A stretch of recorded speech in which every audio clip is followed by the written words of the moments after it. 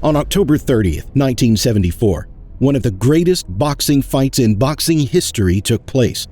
At the time, Earth was home to 4 billion people, half of the population it supports today, and more than 1 billion spectators tuned in to watch the fight. It was the world's most watched live television broadcast at the time. The intensity of the anticipation could have been felt in the air. Unbeatable George Foreman, with a dazzling record of 40 wins, 37 of which by knockout.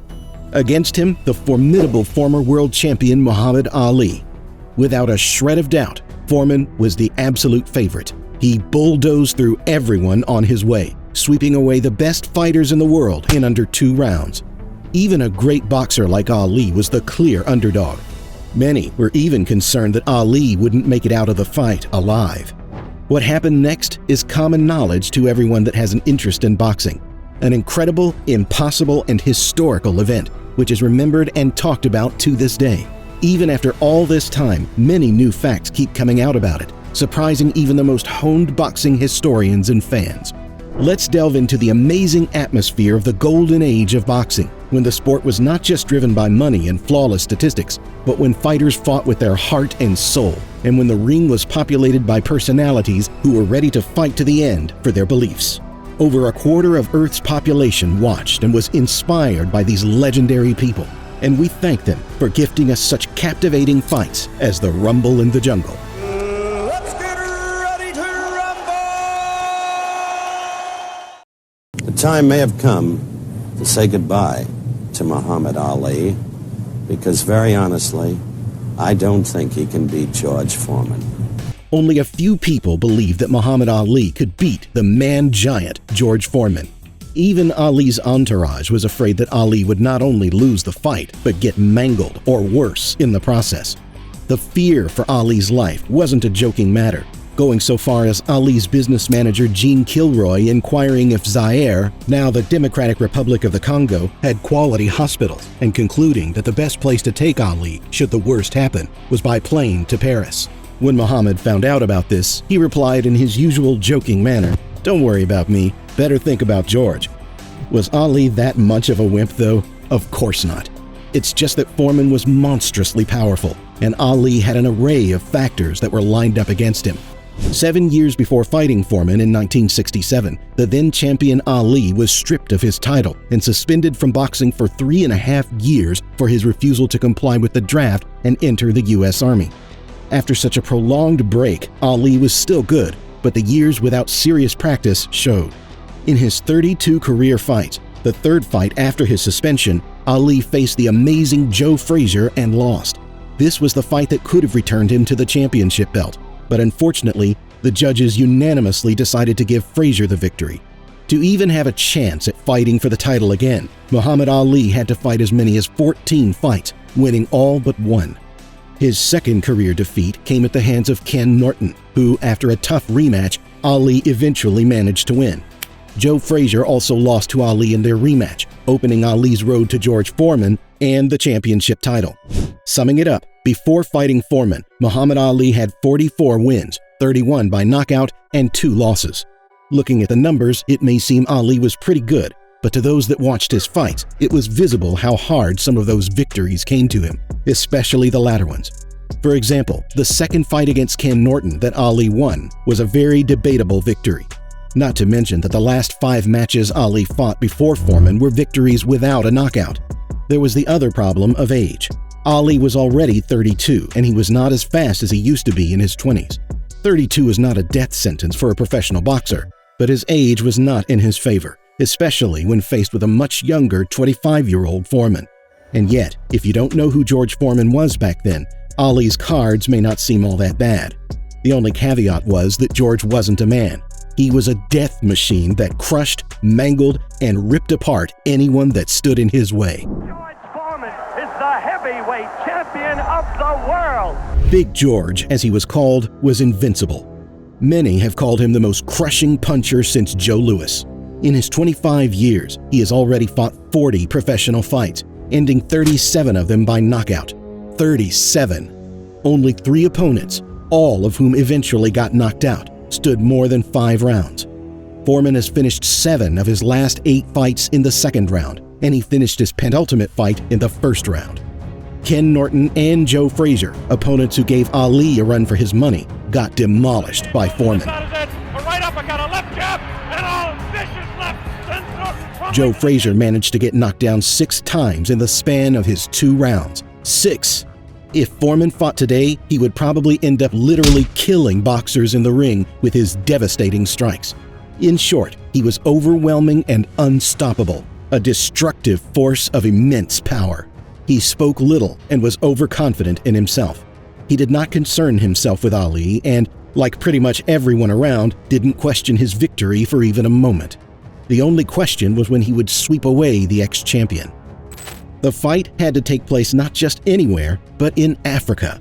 Perhaps it is fitting that such a historic and captivating fight had to take place in such an extraordinary location. And nobody does anything for nothing. Don King, now 91 years old, was only beginning his career as a fight promoter.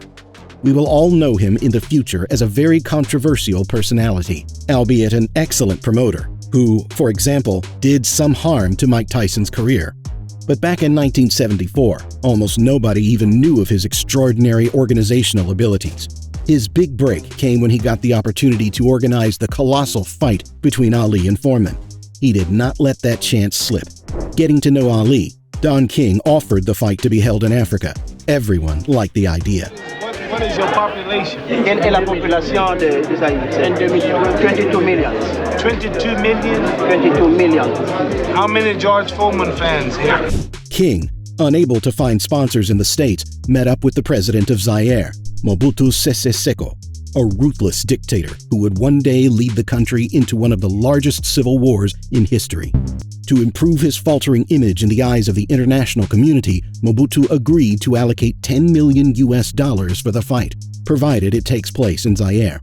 For the times, this was an unprecedented amount of money, and nobody even came close to matching the figure in the States, with each boxer destined to receive $5 million apiece. Interestingly, Mobutu never made it to the fight, fearing he would be too easy of a target for would-be assassins. Thus, it was decided. For the first time in the history of boxing, the fight for the championship title took place in Africa, in the capital of Zaire, Kinshasa, at the Stade du 20 Mai. Muhammad Ali and George Foreman started preparing for the fight. If you think I whoop Sonny Liston, you wait till I get George Foreman. He talks too much, he's ugly, he's pretending I'm the true champion, and they make me the underdog. I'm gonna show them all they're wrong because I'm the champion. Muhammad Ali arrived at Zaire 55 days before the fight, giving himself ample time to acclimate himself and to get ready to fish the young boxer. Settling on a small farm 40 miles from Kinshasa, Ali began a rigorous daily training schedule, going through intense training sessions in an improvised gym and working through theoretical exercises. Of course, some things had to be limited or cut out of the schedule entirely, with Ali's least personal favorite being the forced refusal to talk to women. The people that surround him remember him often saying, "I miss ice cream and beautiful girls so much." Muhammad's team was convinced that should the fight have taken place in the States, Ali would never have reached the level of conditioning he achieved in Zaire. The isolation and sheer distance from anyone trying to reach him helped him stay focused and not get distracted. Ali's team had their own chefs who stayed at the village. The press also accompanied Ali, often so far as sharing a dining table with him. They all lived as one friendly family. On top of that, Ali was supported by the local inhabitants, who had their own reasons for liking him. Turns out, Muhammad's decision to decline the military draft played a key role. Stating that he did not want to join a war and kill people who didn't do anything to him, Ali gained worldwide notoriety, transforming from a magnificent boxer to a powerful personality, who by the time of his arrival to Kinshasa was well known throughout Zaire. Of course, that wasn't the only reason that persuaded the locals of Zaire to support Ali. Perhaps the most crucial reason was Ali's demeanor, as time after time he showed that he was a humble, ordinary person, just like them.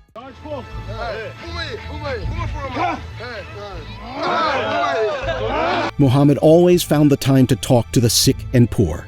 When training for the fight, there was a famous incident of a woman coming to the village and stating that her son was sick. Without hesitating, Ali proclaimed, "Let's go visit him." He even went as far as visiting the leper colony, where he conversed with the dying patients. Ali never refused to communicate with ordinary people, and for that, he became their champion. Every day, Ali woke up early and went on a run, often joined by the locals, among whom were the elderly, women, and children. They saw him as an idol, which was later reflected during the Foreman fight when the audience chanted Ali Bamaye, which meant Ali kill him in Lingala. Ali Bomaye! Ali Bomaye! Beg your pardon? You would continue boxing even if you would lose over there. I beg your pardon? You don't think about losing? George Foreman, on the other hand, was a completely different story. The locals didn't know who he was or what force he bore down on his opponents in the ring. Some even thought that he was white. Big George was a mystery, and naturally the locals wanted to get a closer look. Perhaps this was a calculated decision or a conjured self-image, but Foreman didn't do anything to win any favors from the locals. The metaphoric first red flag for citizens of Zaire was raised right when George stepped foot out of the plane with a German Shepherd in tow, offending the Africans. Turns out, the German Shepherd was one of the primary breeds of dogs used by Belgian police when Zaire was controlled by Belgium. Additionally, Foreman didn't try to talk to the locals and didn't talk much in general, which made him seem sullen and arrogant. For the locals, George Foreman became the typical representative of America, who contributed to the fact that during the fight, almost all 60,000 spectators in the stadium were rooting not for him, but for Ali. The fight was scheduled for September 25th, but had to be postponed. Something unexpected happened. Wherever has been any disappointments in sports, any setbacks or rainy days that stop the ball game, anything, this is the worst of all time. 8 days before the fight, during a regular sparring session, Foreman received an injury above his right eye from an accidental elbow strike. At first, it seemed that the recovery would take a long time and that the fight may never happen at all. But everything worked out. Foreman received 11 stitches and the fight was pushed by 5 weeks to the 30th of October. Muhammad Ali did not take the news of his opponent's injury in stride, even going as far as trying to move the fight to the States or fighting Joe Frazier instead of Foreman. Thankfully, once he was told that this was impossible, Ali calmed down.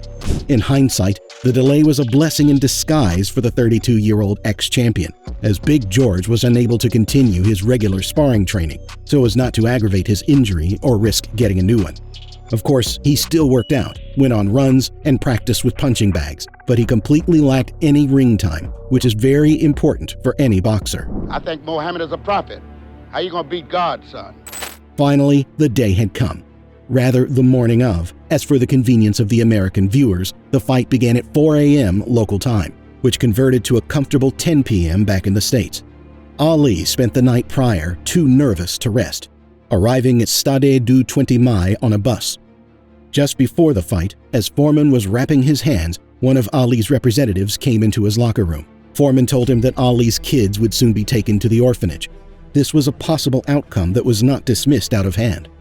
Ali's personal physician had quietly arranged for a plane to be standing by to take Ali to Spain for emergency medical treatment in the event of a serious brain injury.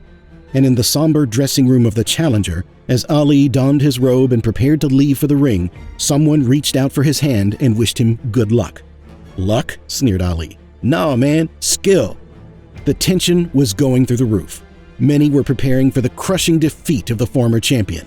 Even those who had always supported him struggled to believe in him. None of this worried Ali. At least he didn't show that it did, remaining composed and confident, as if he was the champion and clear match favorite. Somehow, when he said it, it didn't seem fake. He really believed it. You all looking so damn scared. Act like you're going to a funeral. I'm the one fighting George Foreman. You've been believing all that stuff you've been reading about how hard he hits. George Foreman knocked down Joe Frazier. He destroyed the kid. You might win, and the public is expecting you. The hell with George Foreman. When you get out here, if you're afraid, just smile. Just act like you're happy. I'm not gonna win the fight if I went out thinking like you. Damn George Foreman. Ali, befitting a contender, was the first to enter the ring. He seemed to be fully ready for a fight with the most deadly and ruthless heavyweight that appeared in boxing circles in many years. While Ali was warming up, a very important event took place. Angelo Dundee, Muhammad's coach, methodically walked around the ring, stopping at each post, and in front of the whole stadium, loosened each of the 4 screw couplings that regulated the tension of each of the 4 ropes, doing so with a wrench and screwdriver that he brought here from the locker room. After getting the ropes in proper shape, that is, loosening them to such an extent that Ali could lean back far enough, he left the ring and returned to his seat. At the moment, no one paid him much attention, but subsequently, the weakened ropes immensely helped Ali and influenced the course of the entire fight. Finally, Foreman entered the ring. He seemed serious, even shy. When the fighters met at the center of the ring, Ali, as everyone later found out, told Foreman, "You heard about me since childhood. You followed in my footsteps since you were a kid. Now you must meet me, your master." The press couldn't hear the words, but you could see Ali's lips move, his face 12 inches from Foreman's, his eyes locked on to his opponent's. The fight began. Here we go, Ali quickly across the round.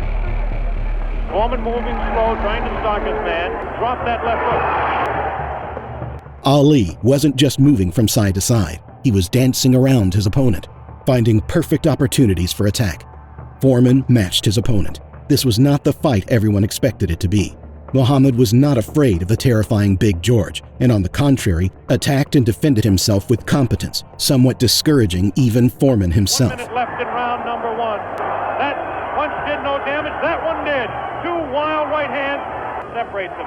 Wild left hand, vicious hook. There's a real strong right hand just underneath the heart. Thrown by Foreman. Has Ali in the corner. Ali dances. After a frantic and surprisingly action-packed first round, Ali realized what had to be done to take down the juggernaut. And in the second round, he simply set about following his plan to tame Big George, albeit doing so in the most unexpected way. Taking off his stool in between rounds, George Foreman sat down all the way. Ali with a back up against the rope. He's talking to Foreman still. Ali tries to tie him up. As the second round commenced, Ali began to lean on the ropes and cover up, letting Foreman punch him on the arms and body, a strategy Ali later dubbed the rope-a-dope. As a result, Foreman spent his energy throwing punches without earning points that either did not hit Ali or were deflected in a way that made hitting Ali's head difficult, while sapping Foreman's strength. This loss of energy was key to Ali's rope-a-dope attack. Meanwhile, Ali took every opportunity to shoot straight punches to Foreman's face, which was soon visibly puffy. Ali backs up and jabs as he backs up. About 45 seconds left in round 2. In the last 30 seconds of the second round, Ali shot out from the ropes with a series of straight, fast jab-like punches. Seconds from the bell, Big George landed a devastating left hook, but lacking energy. The strike didn't pick up enough speed. Ali dodged the strike with lazy elegance. Investing everything in the strike, Foreman lost his balance, allowing Ali to almost throw him through the ropes. "Missed," Ali said through his mouthguard. "Bad aim." At last, the bell rang. Foreman looked devastated. It was a sign of premature desperation. Ali not only managed to stand 2 rounds against Foreman, which was already a massive success, but it didn't even seem like all Ali was doing was defending. On the contrary, Muhammad was winning on points. Foreman setting him up against the rope. Ali making Foreman look a bit awkward. Slow with his hands. Look at this now. The ring. A right hand lead by Foreman this time. Another right hand. By that blow up now in round 3. Ali showing his domination. It was hot and humid in the stadium, which quickly affected the physical condition of both boxers. Foreman ended the 4th round within striking distance of victory when he landed a surprising strike with his left, which filled the air with a smell of victory. Starting round 5 with the full intention of knocking out Ali, Big George invested all the energy he had left to finally end the fight. This is the round that became history as one of the greatest rounds between 2 heavyweights. Only in the 5th round did Ali do what the legend insists he did for the entire fight: cover up on the ropes and absorb punishment. By that point, Foreman was tiring, and his punches lacked snap. The cagey challenger was simply draining George's gas tank along with what was left of his confidence. Fearing the worst, Ali's fans screamed hoarse during that round, exhorting him to get off the ropes, but despite appearances, he remained in complete control. Most of Foreman's strikes were either blocked, or when they did manage to reach their target, were mocked by the iron Ali. Muhammad mocked George throughout the whole fight, constantly throwing quirky remarks like, "They told me you could punch, George," and "They said you could punch as hard as Joe Louis." Foreman was overcome with mixed feelings of determination and desperation. Each of his 40 or 50 destructive strikes per round could have sent Ali down. By the end of the 5th round, something seemed to have snapped in Foreman. He started getting weaker and losing intensity. His strikes gradually started becoming less and less dangerous. Big George was exhausted. Ali, on the other hand, tried not to show any signs of fatigue. During the last few seconds of the round, Muhammad brilliantly dodged several strikes and transitioned from defense to offense with the elegance and energy of a man full of stamina. As round 5 concluded, Foreman's team asked the referee to tighten the ropes, a request which was denied. George Foreman. Foreman has his work cut out. Foreman looks like when he gets a little respite here as they're cruising a little bit now. A minute left in round 6. 30 seconds left in the round. Rounds 6 and 7 passed largely uneventfully. Big George was too tired to land a finishing blow, but was still dangerous if Ali got careless. Muhammad was also tired, but he had a plan and several aces up his sleeve. One way or the other, looks like Ali could be out in front with the definitely showing some fatigue in the waning. Ali continues to talk. Foreman tries to deliver some shots. Everything ended in the 8th round. Ali patiently waited for Foreman to deplete himself of any energy he may have been saving up, and with around 20 seconds left in the round, went on a full-on frontal assault. Ali, a sneaky right hand. Another sneaky right hand. This time he works over the shoulder of Foreman.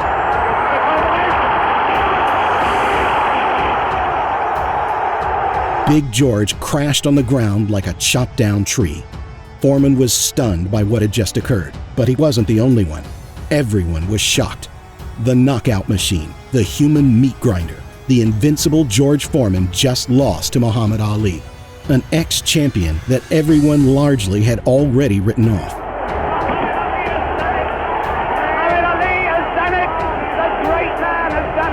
Big George would later say, "I fell, but when I got up, the fight was already over. I was no longer the world champion." Once he got up, Foreman walked to his corner. A short conversation ensued with his team. "How are you? Okay?" "Yeah," replied George. "All right, it's all in the past now." "Yeah." "What's important is that you aren't injured. The rest will sort itself out." In the other corner, the conversations went a little differently. Overcharged with euphoria, everyone was congratulating the exhausted Muhammad. He managed to return his title and became the world champion for the 2nd time. He did the impossible to beat. Ali showed remarkable skill and revealed himself to be a fighter of unparalleled skill. It was a true Hollywood ending. Don King rushed to congratulate the victor as well, but Muhammad managed to cool King's ardor with a few words. Once far enough from the ring, Ali expressed to him everything that had been boiling inside him for a while. I told you, all of my critics, I told you all that I was the greatest of all time when I beat Sonny Liston. I told you today I'm still the greatest of all time. Never again defeat me. Never again say that I'm going to be defeated. Never again make me the underdog until I'm about 50 years old. That was the night when Ali confirmed his title as the greatest. Only this time, nobody doubted him. After the fight, Ali went back to the Zaire village where he prepared for the fight. It looked like an army that returned home victorious, Muhammad's manager Gene Kilroy later remarked. 2 columns lined up in the jungle. People came with children in their arms. They waited for Ali, standing in the pouring rain. Ali was no longer just a boxer. He became the ruler of the world. While in Zaire, he was more popular than President Mobutu. With all honesty, if he then told the citizens of Zaire that he wants to be their new president, it would have been so. After the fight, George Foreman outlined 3 key reasons for his defeat. The first was water poisoning just before the match. The second was the quick countdown of the referee. And of course, the third was the loosened ropes. He desperately tried to get a rematch, but Ali never accepted. The defeat drove Big George into a serious depression, causing him not to set foot in the ring for almost 2 years. Once he resumed his boxing career, he only fought 6 times, lost to Jimmy Young, and retired from boxing for the next 10 years. He was furious at Ali and held a grudge against him, but with time, they not only found common ground, but also became friends. With their rivalry put behind them, Foreman spoke with fondness and delight of his experiences with Ali shortly after passing in 2016. What I learned from Muhammad Ali is that he was one of the most conditioned athletes in the world. But to put him down as a boxer would not be good, because he was bigger than boxing, bigger than sports, as a matter of fact. He went into the ring And he didn't lose because he was fighting for a lot more than just a championship belt and a few dollars in his pocket. He had a cause. He really had a cause. The fact that he didn't hit me when I was going down makes him the greatest in my mind. These are the words of an honorable man. In that fight, Ali really did the impossible, which once again proved his greatness. Foreman thrashed his prior opponents, so naturally, everyone was more concerned for Ali's health than his victory. But in that fight, Muhammad was quicker, smarter, defended better, and followed a plan. What seemed like a quick and effortless victory for Foreman turned out to be the complete opposite. Muhammad Ali became the greatest, and although Big George lost the fight, he changed his life, changed himself, and when already at a senior age for a boxer, became the oldest world champion in boxing history. Both boxers were monumental figures who became the icons of the sport, and in the end, bitter enemies became real friends. Thank you for the Rumble in the Jungle and for everything else you did.